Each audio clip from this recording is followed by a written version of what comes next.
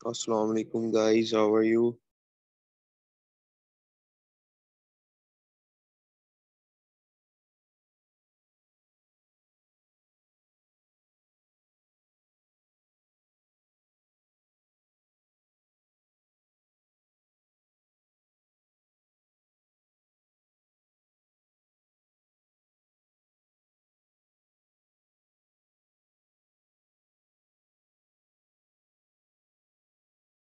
अस्सलाम वालेकुम मैम जी, क्या हाल है? ठीक है।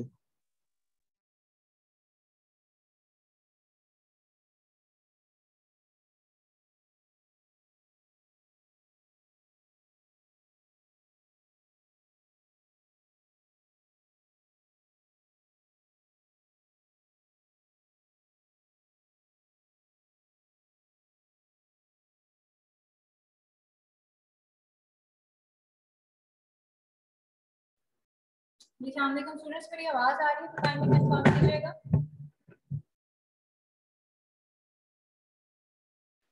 वालेकुम सलाम जी मैम, आ रही है आवाज़ लेकिन कम आ रही है। अच्छा,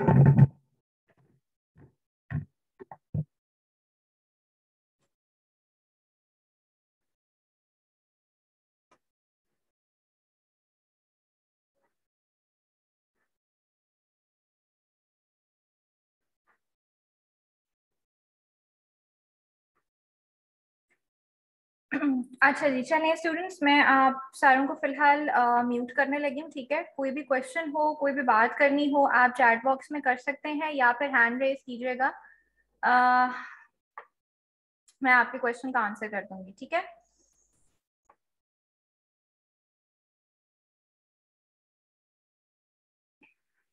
बेटा, अगर मैंने आप सब लोगों को जो लिंक भेजा है ना, वो थ्रू एलएमएस भेजा है, और अगर कोई एलएमएस पे इनरोल्ड नहीं है तो काइंडली मुझे बता दें, क्योंकि आपको लिंक एलएमएस के थ्रू ही मिलना है। ठीक है, मैंने सेपरेट ईमेल जो है वो किसी को भी नहीं करनी।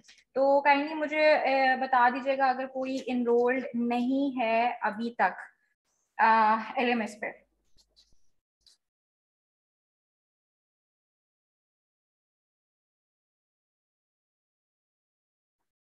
चलें, लेक्चर शुरू करते हैं। टाइम थोड़ा हमारा वेस्ट हो गया स्टार्ट में। फ्लो में आ जाएंगी चीजें आहिस्ता आहिस्ता इंशाल्लाह। हम पिछली दफा जो डिस्कस कर रहे थे, लास्ट लेक्चर जहाँ पे हमने छोड़ा था, हम फैराडे करंट को डिस्कस कर रहे थे और हमने उसके फिजियोलॉजिकल इफेक्ट्स जो है उसको गो थ्रू किया था। तो आज हम जो है वो थोड़े से थेरेप्यूटिक इफेक्ट्स जो है वो इसके देख लेते हैं। बाकी इसको देखते हैं आगे। लेक्चर जो है वो 2 के अंदर हम इसको कवर करेंगे। ये लंबा टॉपिक है, तो आज हम इसके जो है वो थेरेप्यूटिक इफेक्ट्स को जो है वो सिंपल डिस्कस करते हैं। सबसे पहले क्या है कि थेरेप्यूटिक इफेक्ट्स का आपको बड़ी अच्छी तरह से पता है कि बेसिकली जो फैराडे करंट है हमने वो इनरवेटेड मसल्स के लिए यूज करना है। ठीक है, जिनके अंदर आपके पास नर्व सप्लाई है बट वो कम है। ठीक है, किसी वजह से इंजरी हो सकती है, कोई लीजन हो सकता है कि आपकी जो नर्व सप्लाई है या जो नर्व आपकी स्टिमुलेशन है वो ब्रेन से कंप्लीटली जो है वो आपके इफेक्टर ऑर्गन यानी मसल्स तक नहीं पहुंच रही है। तो बट कंप्लीटली जो है वो डिस्कनेक्टेड नहीं है। इनरवेटेड मसल्स के लिए हम यूज कर रहे हैं। एक और चीज यहाँ पे याद रखिएगा कि ये जो फिजियोलॉजिकल इफेक्ट्स हमने पढ़े थे, ये साइनोसाइडल करंट के एग्जैक्टली सेम है। अब साइनोसाइडल करंट क्या होता है वो हमारा नेक्स्ट टॉपिक है। जो नेक्स्ट करंट की टाइप हमने पढ़नी है उसमें हम उसको डिस्कस करेंगे कि व्हाट इज साइनोसाइडल करंट। ठीक है, लेकिन उसके फिजियोलॉजिकल इफेक्ट्स फैराडे के और साइनोसाइडल के ऑलमोस्ट ऑलमोस्ट क्या है, सेम है। इसमें जो चीज फर्क आ जाती है, आज अगर हम साइनोसॉइडल और फैराडे को थोड़ा सा अगर राइट नाउ बस एक पॉइंट में अगर हम इसको चेक करें या उसको कंपेयर करें, तो जो सेंसरी स्टिमुलेशन है वो फैराडे में कम है as compare to sinusoidal current. ठीक है, जो हमने बात की थी कि फैराडे करंट सेंसरी स्टिमुलेशन करता है बट वो इतनी ज्यादा उसकी इंपॉर्टेंस नहीं है या उसका इतना इफेक्ट नहीं है। तो एज कंपेयर टू अगर साइनोसॉइडल देखें तो उसमें सेंसरी स्टिमुलेशन थोड़ी सी क्या है, फैराडे के कंपेरेटिवली ज्यादा। अब थेरेपेटिक इफेक्ट्स क्या है फैराडे करंट के? Facilitation of muscle contraction, re-education of muscle action, training of a new muscle action, and exercise for a paralyzed muscle, strengthening and increased bulk of muscle, increase in blood supply, improve venous and lymphatic drainage, prevention and loosening of adhesions. ये सारे के सारे क्या हैं, इसके therapeutic effects हैं कि हम पेशेंट के लिए जो हम फायदा लेना चाह रहे हैं वो इनमें से कोई भी इफेक्ट हम ले सकते हैं थ्रू फैराडे करंट। अब first of all facilitation of muscle contraction का क्या मतलब है? पेशेंट जो है is unable to produce muscle contraction, at least उतना जो फुल कॉन्ट्रैक्शन है वो पेशेंट अचीव नहीं कर पा रहा। तो इस टाइम पे जब आप इलेक्ट्रिकल स्टिमुलेशन देते हैं तो वो ऑटोमेटिकली उसको क्या करता है, पेशेंट को फैसिलिटेट करता है जो आपके मसल स्पिंडल मैकेनिज्म है जिसके थ्रू आपकी बेसिकली मसल की वॉलंटरली कॉन्ट्रैक्शन प्रोड्यूस होती है, आपका फैराडे कॉन्ट्रैक्शन क्या करती है, उसको फैसिलिटेट करने में हेल्प आउट करती है। ठीक है,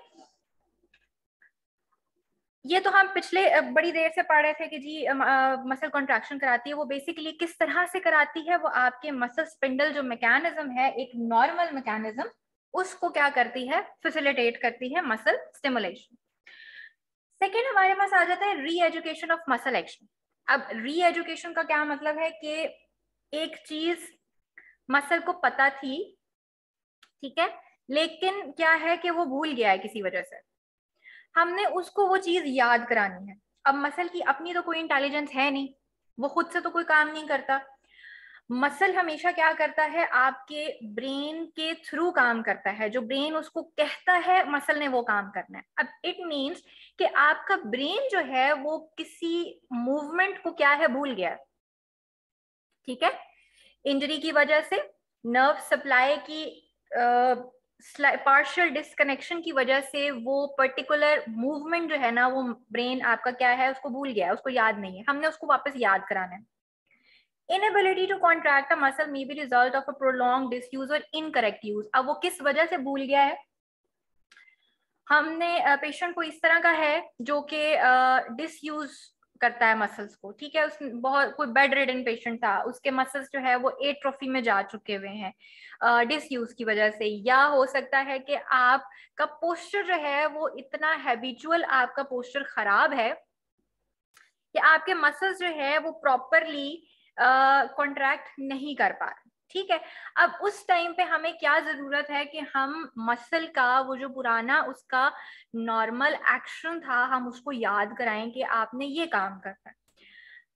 उस वक्त आपका जो फैराडे करंट है may be use to produce contraction, help to restore the sense of movement, कि वो जो चीज भूली हुई थी ना वो उसको याद करानी। और ये याद रखिएगा कि आपका जो ब्रेन है ना वो हमेशा मूवमेंट्स को अप्रिशिएट करता है। ब्रेन के अंदर जो आपके मोटर सेंटर प्रेजेंट है, मोटर सेंटर जो है वो आपके हर पर्टिकुलर बॉडी के सेगमेंट की मूवमेंट्स को याद रखता है, मसल एक्शन को नहीं याद रखता। अब क्योंकि मसल एक्शन जो है ना वो एक मसल के मल्टीपल एक्शंस हैं, एक मसल किसी एक मूवमेंट के अंदर प्राइम मूवर होगा तो दूसरी मूवमेंट के अंदर वो एंटागोनिस्ट हो सकता है, किसी और मूवमेंट के अंदर वो सिर्फ और सिर्फ हेल्पर हो सकता है, किसी और मूवमेंट के अंदर वो ज्वाइंट को फिक्सेट करने की जो है वो रीजन हो सकता है। तो एक मसल के मल्टीपल एक्शंस होते हैं, ब्रेन उसको इस तरह से याद नहीं रखता कि डेल्टॉइड का ये भी एक्शन था, ये भी एक्शन है, ये भी एक्शन है, ये भी एक्शन है, नहीं, ब्रेन ने याद रखना है मूवमेंट को कि एबडक्शन में डेल्टॉइड ने काम करना, ब्रेन ने याद रखनी है एक्सटेंशन, ब्रेन ने याद रखनी है फ्लेक्शन, व्हाटएवर, ठीक है, ब्रेन मूवमेंट्स को याद रखता है। तो इस वजह से याद रखिएगा कि brain appreciates movement not muscle action. तो हमें क्या करना पड़ता है, उसको मूवमेंट याद करानी है, ब्रेन को हमने मूवमेंट याद करानी है। Current should be applied in such a way that it causes the movement that the patient is unable to perform. हमने फैराडे करंट देते हुए पेशेंट से एक्टिव कॉन्ट्रैक्शंस करानी होती हैं, क्योंकि पेशेंट एक्टिव कर सकता है बट वो थोड़ा उसका वीकनेस है उसके अंदर, ठीक है ना, इनरवेटेड है, कंप्लीटली कट डाउन नहीं है उसकी सप्लाई। तो हम थ्रू फैराडे कॉन्ट्रैक्शन साथ में क्या करते हैं, पेशेंट से एक्टिव कॉन्ट्रैक्शन कराते हैं वो जो कि हमें रिक्वायर्ड है। अब एक तो पेशेंट एक्टिवली कॉन्ट्रैक्ट कर रहा है और साथ में जो उसकी कमी थी वो कहाँ से आ रही है, फैसिलिटेशन आपको फैराडे करंट से मिल रही है। तो वो दोनों काम हम क्या करते हैं, एक टाइम पे करते हुए जो हमें कंप्लीट एक अच्छी फुल कॉन्ट्रैक्शन चाहिए होती है मसल की, जो मूवमेंट हमें रिक्वायर्ड होती है, वो हम थ्रू फैसिलिटेशन जो है वो फैराडे करंट से ले लेते हैं. Active contraction should be attempted at the same time as the electrical stimulation. Once the satisfactory contraction can be performed, electrical stimulation should be discontinued. अब ये आपके through different sessions चलेगी ये चीज. आप फैराडिक स्टिमुलेशन दे रहे हैं, साथ में आप एक्टिव कॉन्ट्रैक्शंस जो है वो करवा रहे हैं, until unless के आपको लगता है एज अ थेरेपिस्ट कि अब पेशेंट जो है वो अच्छी खासी जो है वो कॉन्ट्रैक्शन, वॉलंटरी कॉन्ट्रैक्शन या एक्टिव कॉन्ट्रैक्शन जो है वो प्रोड्यूस करने के काबिल हो गया है. तो उस टाइम पे फिर आप क्या करते हैं, फैराडिक जो स्टिमुलेशन है उसको डिसकंटिन्यू कर देते हैं. क्योंकि डिसकंटिन्यू अगर हम नहीं करेंगे तो फिर उसकी आदत पड़ जाएगी. ठीक है, मसल को हमने इंडिपेंडेंट कर दिया, अब उसकी वो चीज जो फैसिलिटेशन हम उसको एक्स्ट्रा हेल्प दे रहे थे उसको आपको डिसकंटिन्यू कर देना चाहिए. थर्ड पॉइंट हमारे पास आ जाता है training of a new muscle action. अब न्यू मसल एक्शन का क्या मतलब है? समटाइम्स जैसे हम ट्रांसप्लांट करते हैं, टेंडन ट्रांसप्लांट करते हैं, या हम रिकंस्ट्रक्शन करते हैं बहुत सारी चीज़ों की. ठीक है, टेंडन की करते हैं, लिगामेंट्स वगैरह की करते हैं. तो उस वक्त क्या है, मसल की भी हमें करनी पड़ती है. तो अब क्या है कि उसमें हम समटाइम्स ग्राफ्टिंग वगैरह यूज करते हैं. ठीक है, ग्राफ्ट यूज करते हैं. अब वो ग्राफ्ट कहाँ से आता है? वो ग्राफ्ट आपके अपनी ही बॉडी का कोई और टेंडन होगा जिसको हम उसका थोड़ा सा पीस ले लेते हैं और उसको उस जगह पे जो है वो ट्रांसप्लांट कर देते हैं जहां पे हमें रिकंस्ट्रक्शन वगैरह की जरूरत होती है. अब क्या है कि वो जो आपने ग्राफ्ट लिया है ना टेंडन का, उसका एक्शन तो कोई और था. फॉर एग्जाम्पल हम अक्सर औकात ट्रांसप्लांटेशन के लिए जो ग्राफ्ट वगैरह लेते हैं ना, वो हम लेते हैं ये जो आपका पटेला का जो टेंडन है, लिगामेंटम पटेली खास तौर पे जिसको हम बोलते हैं, जो क्वाड्रिसेप्स का टेंडन है, उसमें से हम या सेमी मेम्ब्रेनोसिस या टेंडनोसिस भी हम समटाइम्स उसका थोड़ा सा पार्ट जो है वो ग्राफ्टिंग के लिए यूज करते हैं. अब वो तो है नी का मसल. ठीक है, नी का टेंडन है, उसका काम कुछ और है, और आप उसको अगर ग्राफ्टिंग कर रहे हैं अपर लिम्ब के अंदर, तो लोअर लिम्ब का काम बिल्कुल फर्क है, अपर लिम्ब का काम बिल्कुल फर्क है. तो अब वो जो हमने ग्राफ लिया था उसका हमें क्या करना पड़ेगा, ट्रेनिंग करनी पड़ेगी नए इन्वायरमेंट के लिए, कि वो अपना पुराना वाला जो उसके अंदर जो इनबिल्ट एक चीज है वो खत्म करके तो नई जगह पे, नए माहौल में, नए एरिया के ऊपर नई मूवमेंट्स के साथ वो क्या करे, काम करना शुरू करे. After tendon transplantation or reconstruction operations, a muscle may require to perform a different action from that which is previously carried out. तो उस टाइम पे a new movement pattern is to be established. Muscle is stimulated with Faraday current and the patient must concentrate on the movement. Again वही बात कि अब हम क्या है, पेशेंट को Faraday current के साथ एक्टिव कॉन्ट्रैक्शन प्रोड्यूस करा रहे हैं, और पेशेंट को कहा जाता है कि आपका जो कंसर्न है, आपकी जो कंसंट्रेशन है, पूरी की पूरी अटेंशन है, वो आपकी किस चीज के ऊपर होनी चाहिए, वो मूवमेंट के ऊपर होनी चाहिए.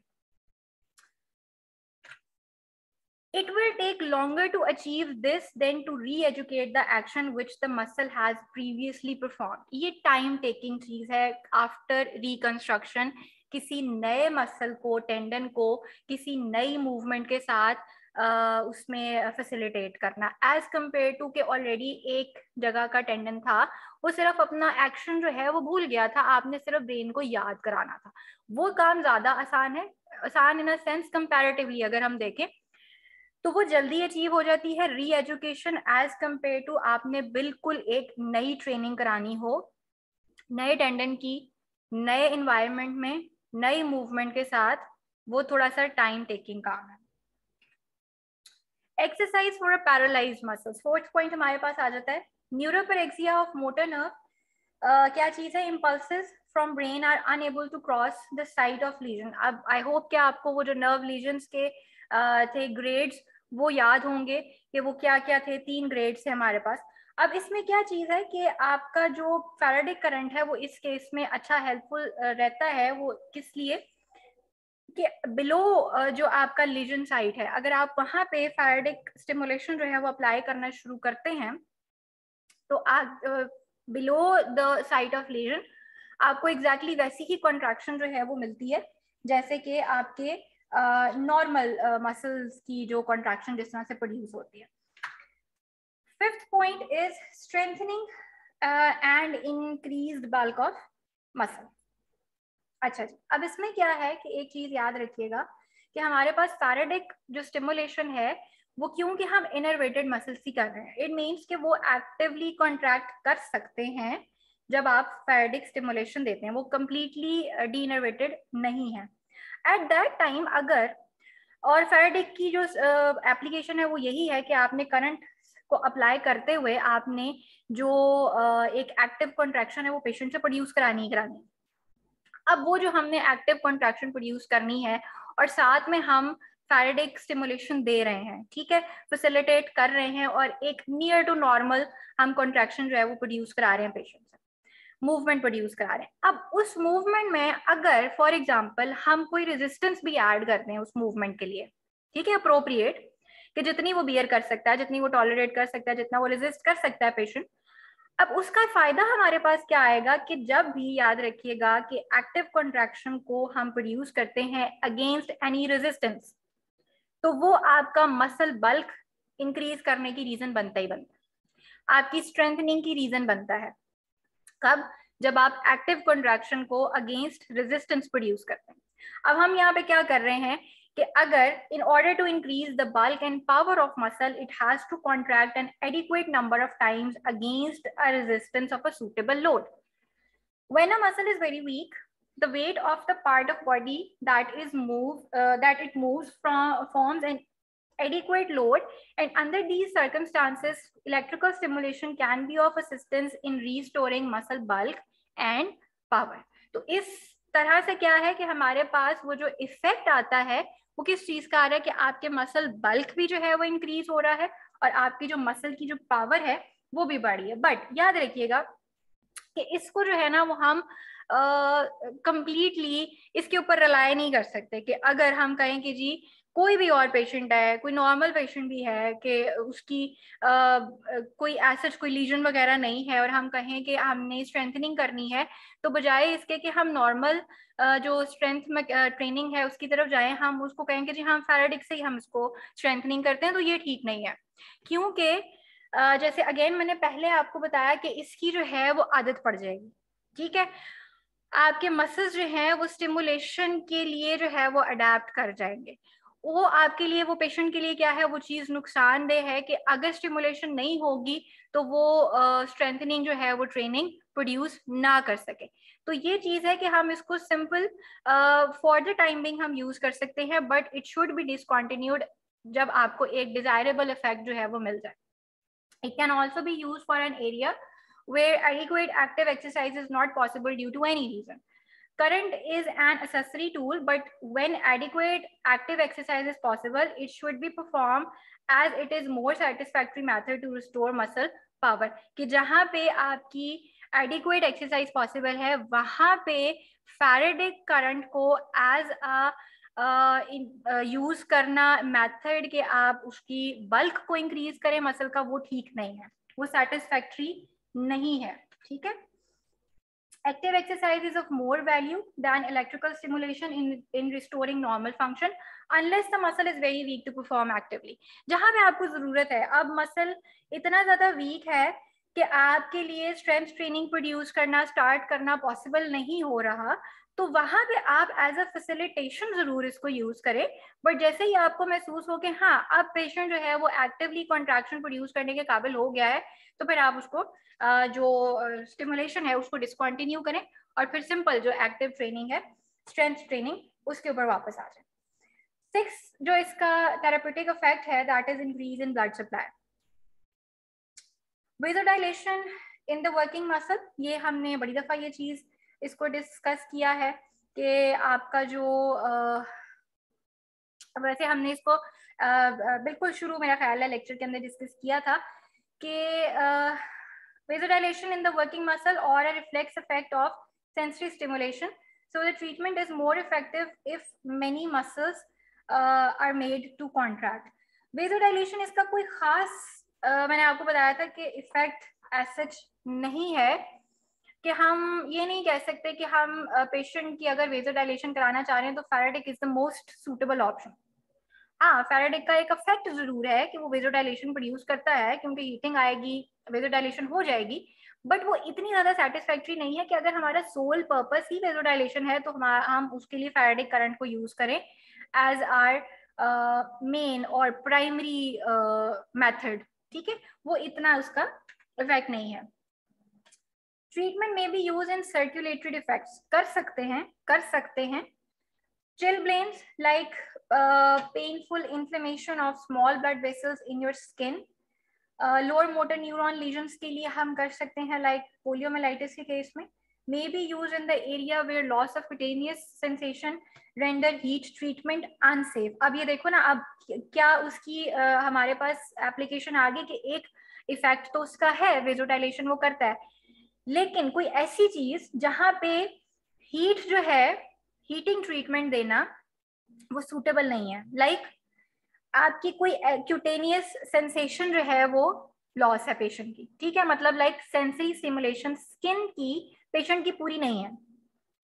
अब अगर आप उसके ऊपर हीटिंग का ट्रीटमेंट दोगे तो पेशेंट को तो पता नहीं चलेगा कि कितनी इंटेंसिटी जो है उसको जा रही है। हो सकता है वहां पे वो सेंसेशंस ना होने की वजह से हीटिंग, ओवर हीटिंग हो जाए और पेशेंट का वहां पे स्किन के ऊपर बर्न हो जाए। अब एट दैट टाइम जब हमें हीटिंग चाहिए बट हम हीटिंग मेथड यूज भी नहीं कर सकते, तो फिर हमारे पास एक ऑप्शन फैराडिक का यूज आ जाएगा, क्योंकि फैराडिक थोड़ी बहुत आपकी वेजोडाइलेशन करता है, तो तब हम फैराडिक को यूज कर लेंगे, क्योंकि हमें यहाँ पे फायदा क्या मिल जाएगा कि वो जो हीटिंग है सेंसरी लॉस की वजह से, वो बर्न्स वगैरह का केस जो है वो रिस्क कम खत्म हो जाएगा। Intensity of current is kept low to increase blood flow as compare to that to produce to muscle contraction के। अगर अब इसमें जो इसकी फर्क आ जाएगा कि अगर आपको मसल कॉन्ट्रैक्शन के लिए जितनी हम इंटेंसिटी यूज करते हैं उससे जो है वो हमें कम रखनी पड़ेगी, अगर आपने सिर्फ और सिर्फ ब्लड फ्लो को जो है वो इंक्रीज कराना है, कि सिर्फ आपने अगर वेजोडाइलेशन का जो इफेक्ट लेना है तो उसके लिए फिर हमें इंटेंसिटी जो है वो कम रखनी पड़ेगी, क्योंकि करंट के लिए जो है वो इंटेंसिटी हमें क्या करनी पड़ती है, ज्यादा रखनी पड़ती है। ठीक है, ये आपको पिक्चर दिखाई हुई है चिलब्लेन्स की, जो कि अक्सर अक्सर आपने देखा होगा कि सर्दियों में हमारे जो फिंगर्स हैं वो हैंड की और फीट की, वो अक्सर क्या हो जाती हैं, स्वेल हो जाती हैं टेम्परेचर चेंज की वजह से। ठीक है, टेम्परेचर चेंज भी है और साथ में आपकी जो है वो जो वैस्कुलर डिफेक्ट कह लो, ठीक है, वैस्कुलर फ्लो जो है वो आपका डिजिट्स का इतना अच्छा नहीं है।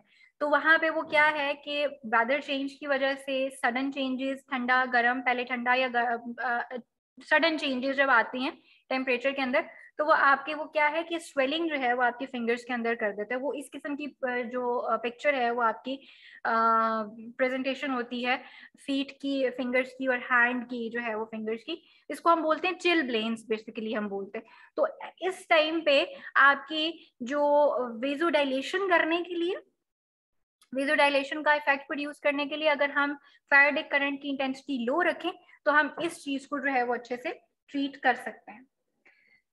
इसके बाद हमारे पास जो अगला इसका इफेक्ट आता है, दैट इज या थेरेप्यूटिक इफेक्ट, वो है improved venous and lymphatic drainage brought about by pumping action of alternate muscle contraction and relaxation। ये हमने लास्ट टाइम भी पढ़ा था कि जब आपका मसल कॉन्ट्रैक्ट करता है तो उसके आसपास की और उसके अंदर से गुजरने वाली जो ब्लड वेसल्स हैं उनके ऊपर एक प्रेशर जो है वो अप्लाई होता है। प्रेशर अप्लाई होने की वजह से उन वेसल्स के अंदर जो ब्लड है वो in the direction of venous return वो मूव करता है। ठीक है, तो ये चीज हम किस तरह से यूज कर सकते हैं, एडिमा वगैरह के केस में हम इफेक्ट अच्छा ले सकते हैं इससे, कि जब आपका मसल जो है वो पंप करेगा और ब्लड फ्लो जो है या वीनस जो रिटर्न है वो इंक्रीज होगा, तो उस केस में अगर किसी एरिया के ऊपर स्वेलिंग है, किसी एरिया में एडिमा बना हुआ है, तो वहां से अपने साथ वो जो लिम्फेटिक है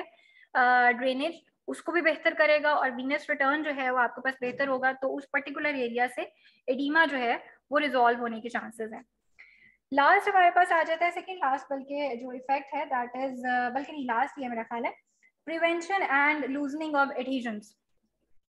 Effusion into the tissues causes adhesions, to form, it can be prevented by keeping the structures moving on each other. Adhesions that have formed may be loosened and stretched by muscle contraction. तो ये basically जो है ना वो generalised effect है. इसको हम ये साइनोसॉइडल का भी जो है वो इफेक्ट आ सकता है इसमें कि ये एडिशंस को जो है वो नहीं बनने देता और जो आपकी स्ट्रक्चर्स हैं इफ्यूजन की वजह से उनको आपस में क्या है जुड़ने नहीं देता. तो ये इसका एक इफेक्ट हो सकता है. राइट नाउ मैं यहाँ तक ही रखूंगी इसको, आगे मैं अभी नहीं इसको पढ़ा रही. तो जो इसकी आगे ट्रीटमेंट टेक्निक है कि हमने इसको अप्लाई कैसे करना है, अपरेटस को हमने कैसे चेक करना है, उसको कैसे प्रिपेयर करना है, पेशेंट को कैसे प्रिपेयर करना है, इलेक्ट्रोड्स की पोजीशन कहाँ कहाँ होगी, उसका जो एप्लीकेशन है करंट की वो आपने कैसे देनी है, किन किन एरियाज के ऊपर जो है वो आप सिमुलेट करोगे, ये सारी चीजें इंशाल्लाह जो है वो हम नेक्स्ट लेक्चर के अंदर पढ़ेंगे. राइट नाउ मैंने आपको जो है वो इसके थेराप्यूटिक जो इफेक्ट्स हैं वो मैंने आपको बताया. अच्छा, इसमें ये है कि ये जो थेराप्यूटिक इफेक्ट्स हैं इनको काइंडली बुक से जो है वो एक दफा पढ़ लीजिएगा. ये बुक में अच्छे लिखे हुए हैं, ठीक है. फिजियोलॉजिकल इफेक्ट्स मैंने आपको मना किया था, वो बेशक आप मत पढ़ें, वो आप स्लाइड से ही कर लें, बट थेराप्यूटिक इफेक्ट्स के लिए बुक जो है वो एक दफा जरूर खोल लीजिएगा, क्योंकि उसमें पीछे से जो है ना वो काफी सारे मैकेनिज्म्स वगैरह बताए हुए हैं कि आपकी वॉलंटरी एक्शन जो है वो कंट्रैक्शन वो किस तरह से प्रोड्यूस होती है, आपके मसल स्पिंडल फाइबर्स किस तरह से काम करते हैं. वो सिर्फ ये होगा कि आपने ये चीजें पढ़ी हुई हैं, बायोमैकेनिक्स में भी पढ़ी हुई है, मेरा ख्याल है काइनी में भी पढ़ी थी. वो सिर्फ क्या होगा कि एक दफा रिकॉल हो जाएगा. तो अगर कोई चीज भूली हुई है ना तो वो आपको याद आ जाएगी. तो काइंडली एक दफा बुक इसको खोल के देख लीजिएगा और एक दफा आज ही उसको गो थ्रू कर लीजिएगा. कोई अगर इसमें पॉइंट क्लियर ना हो तो वो मेरे से फिर बाद में पूछ लीजिएगा.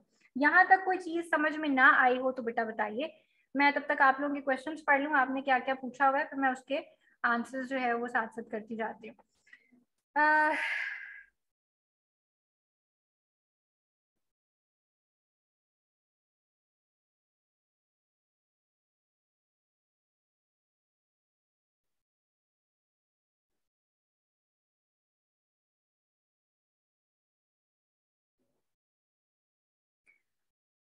निम्रा पूछ रही हैं स्ट्रोक के केस में भी हम री एजुकेशन कराएंगे.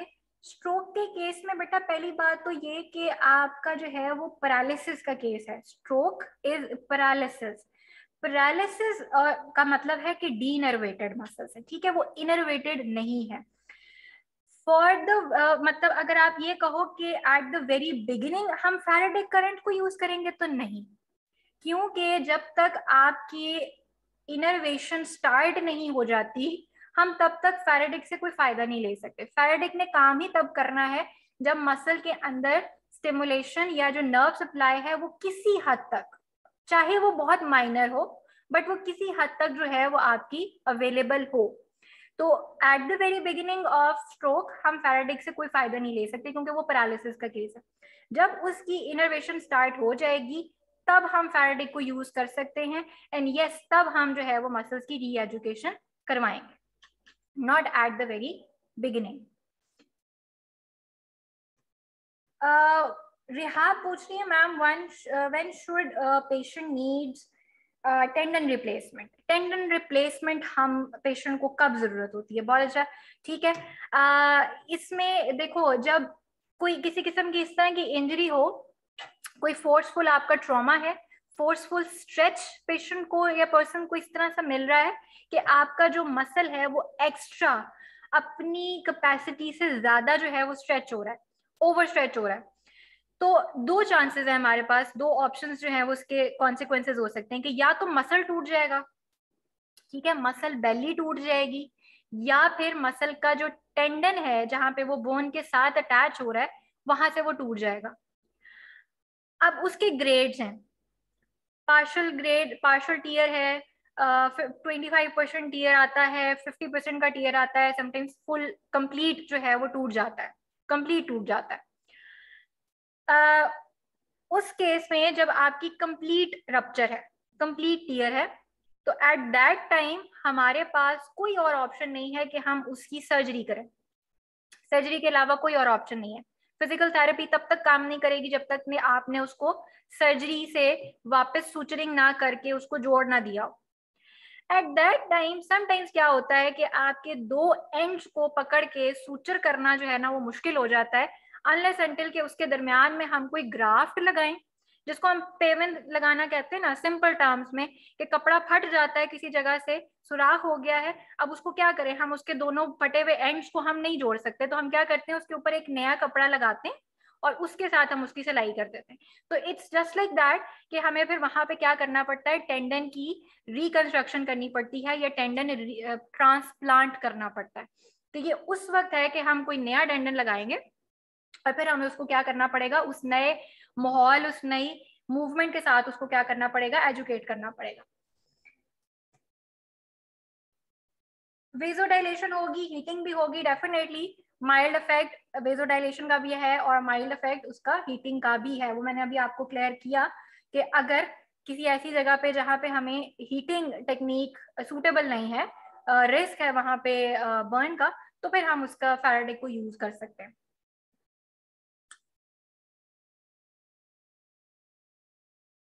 When Faraday current become discomfort for the patient, Faraday current जो है वो एक तो जब बिल्कुल नर्व सप्लाई नहीं है उस वक्त पेशेंट के लिए कंफर्टेबल नहीं होता, और उस वक्त भी जब आपकी कंप्लीट सप्लाई आपकी स्टार्ट हो गई है, बिल्कुल आप फंक्शनल हैं, एक्टिव कॉन्ट्रैक्शन अच्छी प्रोड्यूस कर रहे हैं, उसके बाद भी आपका क्या है, फैराडे करंट आपको डिस्कम्फर्ट देना शुरू कर देता है, तो फिर हमें उसको डिसकंटिन्यू करना पड़ता है।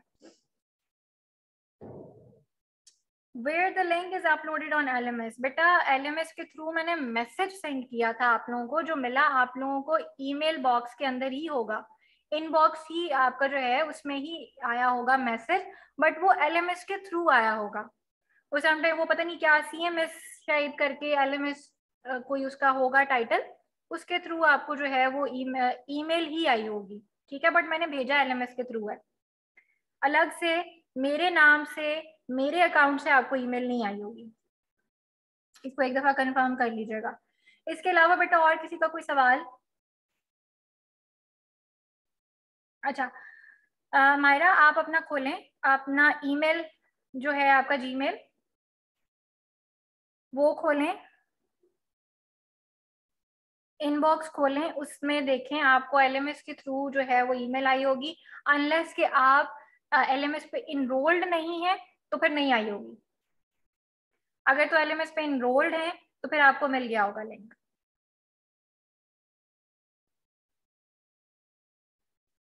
जी अलिशबा क्या कहना चाह रही हैं?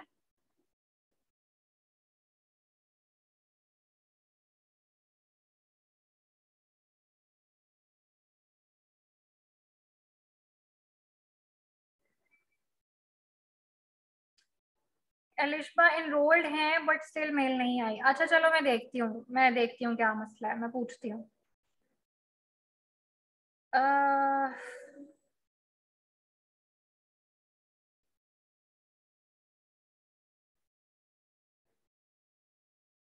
राबिया मुनव्वर प्रेजेंट मार्क करनी थी, आपने कहा था नेक्स्ट लेक्चर में आपको इन्फॉर्म कर दूं। अच्छा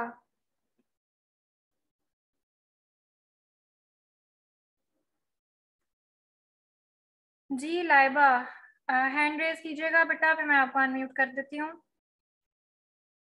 चलो बेटा जिनको ईमेल नहीं आई है मैं देखती हूँ क्या मसला है, मैं पूछती हूँ। ओके ओके मैं देख लेती हूँ, काफी सारे लोगों का इशू आ रहा है कि क्यों जो है वो ईमेल रिसीव नहीं हुई, मैं देख लेती हूँ। लाइबा नफीस आपका जो भी क्वेश्चन है बेटा हैंड रेज कीजिएगा। हाँ जी आप बोले हैं लाइबा। अस्सलामुअलैकुम मैम। हाँ जी वालेकुम सलाम। मैम मेरा क्वेश्चन था, I seen a patient female है, उनका आर्टिफिशियल पेसमेकर हुआ था अबाउट हाफ एन ईयर या फिर एन ईयर अगो। उसकी वजह से शायद उनका कोई इंटरनल इन्फेक्शन है और उनके एब्डोमेन और लोअर लिम्ब में बहुत ज़्यादा एडीमा हो गया। तो मैम उसकी पॉसिबल पीटी मैनेजमेंट अगर हो सकती है तो मुझे बता दें, for my own knowledge. Okay मुझे बताइएगा प्रॉब्लम किस चीज का था, वो मुझे क्लियर नहीं हुआ। मैम आर्टिफिशियल पेसमेकर उनका इंसर्ट हुआ है, उसकी वजह से हुआ है। अच्छा अच्छा अच्छा, देखो इसमें तो सबसे पहला प्रॉब्लम ही जो है वो क्या है, हार्ट इन्वॉल्व है तो वीनस रिटर्न का प्रॉब्लम तो डेफिनेटली जो है वो आएगा। ठीक है, एग्जैक्टली मैम। तो वीनस रिटर्न कंप्लीट और बिल्कुल प्रॉपर ना होने की वजह से जो है वो लोअर लिम्ब के अंदर जो है वो एडीमा का केस है। तो उस केस में आप पेशेंट को जो है वो जनरल जो आर ओ एम। अच्छा मुझे पहले ये बताओ कि क्या है वो, बेड रिडन है या क्या है, कितना टाइम यस हो गया मैम, है?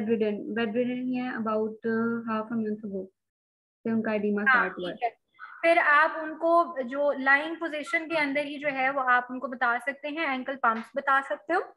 ठीक है, yes ma'am. Dorsiflexion planter flexion, ताकि उससे जो है वो मसल की पंपिंग हो, मसल की पंपिंग होगी तो थोड़ा बहुत उसमें जो है वो इफेक्ट आएगा उसके वीनस रिटर्न बेहतर होने का। साथ में आप जो है वो सॉफ्ट टिश्यू कर सकते हो। इसका सॉफ्ट टिश्यू में एक टेक्निक होती है एफ्लूरेज। ठीक है, ओके एफ्लूरेज, मैम। इसको जरा इंटरनेट पे सर्च कर लेना कि हम इसको किस तरह से परफॉर्म करते हैं। सॉफ्ट टिश्यू टेक्निक है फॉर एडीमा, आप ये काम कर सकते हैं। इसके अलावा आप पेशेंट को एलिवेशन बताइए कि आपने अगर पेशेंट ने लेटना है तो जो उसके फीट हैं, जो लेग्स हैं, वो थोड़े से जो है वो एलिवेटेड होने चाहिए। 2 तकिए रखो नीचे और वो यस पेशेंट की मैम। जो लेग्स है ना वो एलिवेट करा के रखो, ताकि उससे भी आपका लिम्फेटिक जो है वो डायरेक्शन आपके हार्ट की तरफ जाएगी। और इसके अलावा जो है वो पेशेंट को बैंडेजेस जो है वो हम बताते हैं क्रेप बैंडेज, वो ओके कंप्रेशन मैम। देने के लिए होता है, ताकि कंप्रेशन से भी जो है वो इफेक्ट आता है आपका एडीमा जो है वो कम हो। और मोस्ट जो इफेक्टिव चीज है वो है एक्टिव मूवमेंट। अगर पेशेंट उठ के चल फिर सकती हैं, अगर उनके यस। लिए बेहतर है तो आप अगर चल फिर सकती है ना, तो बेहतर ये है कि दिन में कोई 2 3 4 दफा थोड़ी देर के लिए उठें, 1 2 चक्कर लगाएं कमरे के और फिर वापस आके लेट जाए। यही चीज जो है ना वो बहुत ज्यादा इफेक्ट कर रही है। Active muscle contraction is the most appropriate thing to reduce edema। Okay ठीक हो मैम, गया? Thank you. अच्छा जी, अटेंडेंस बेटा मैं लगा दूंगी, सबकी लग जाएगी आज, उसकी टेंशन नहीं लो। ठीक, अभी किसी ने कोई सवाल पूछना है तो पूछ लीजिए, अदरवाइज इसको स्टॉप करते हैं और उसके बाद फिर नेक्स्ट लेक्चर में इंशाल्लाह मिलते हैं। तब तक इसको पढ़ के आइएगा, कोई प्रॉब्लम हो तो फिर मेरे से पूछ लीजिएगा और बुक से एक दफा रीड आउट जरूर कर लीजिएगा इसको। ठीक है बेटा, कोई और क्वेश्चन किसी का?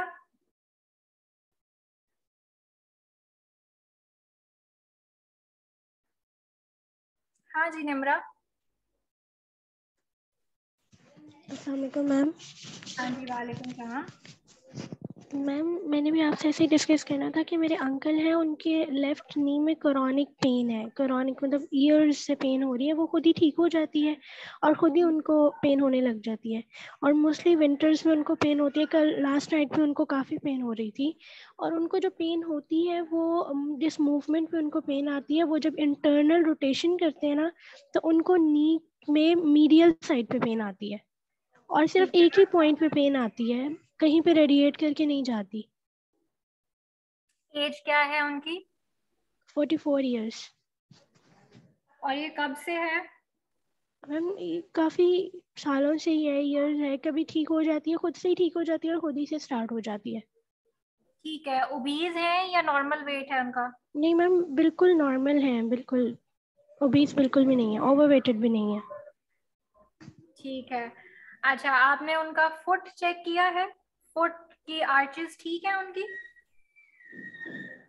आर्चेस मैम मैंने चेक नहीं की, हाँ, लेकिन पहले एक काम कीजिएगा, उनकी फुट की आर्चेस चेक कीजिएगा कि आइदर दीज आर नॉर्मल और या तो वो फ्लैट हैं या वो हाई आर्च हैं। ठीक है, जी जी। शायद जो है ना वो लो आर्च का केस हो सकता है अगर बाकी चीजें ठीक है। अदरवाइज ये है कि 45 जो एज है उसमें आपकी एज रिलेटेड चेंजेस भी आना शुरू हो जाती हैं और वो ज्यादा प्रोमिनेंट होती हैं आपकी मीडियल साइड के ऊपर, नी के मीडियल साइड पे।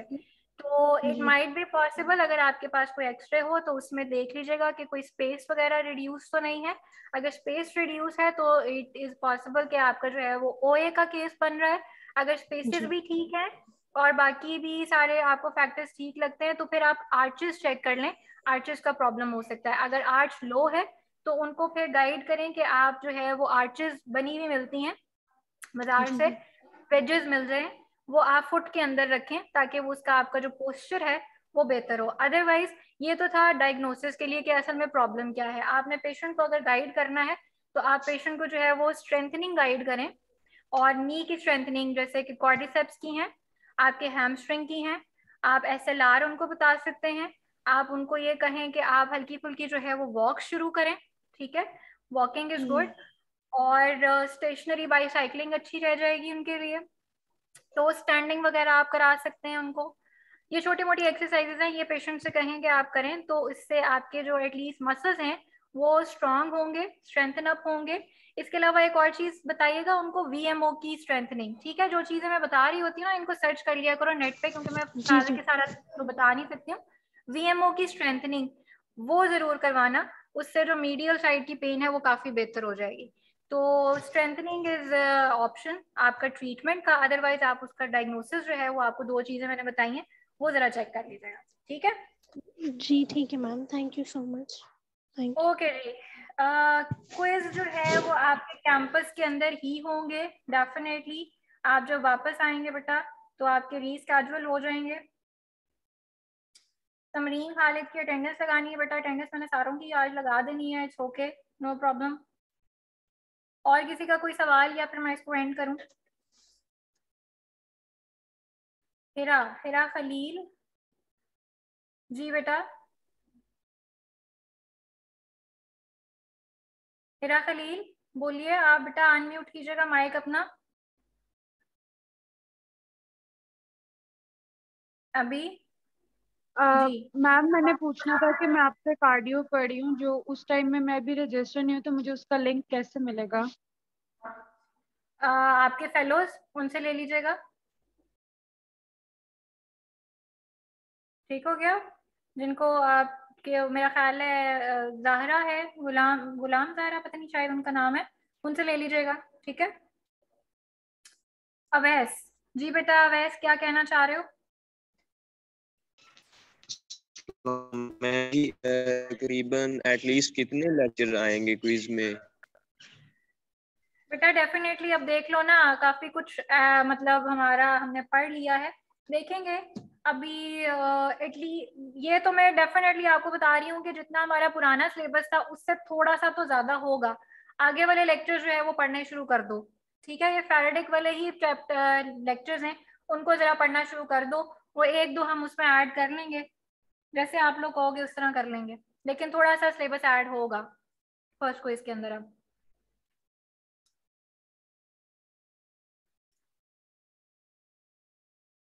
जी और कुछ? चलें ठीक है बेटा जी, जाइए छुट्टी कीजिए और इंशाल्लाह नेक्स्ट लेक्चर में जो है वो फिर मिलते हैं। इसको पढ़ के आइएगा, कोई क्वेश्चन हो तो फिर मेरे से पूछ लीजिएगा, ठीक हो गया। अल्लाह हाफिज बेटा।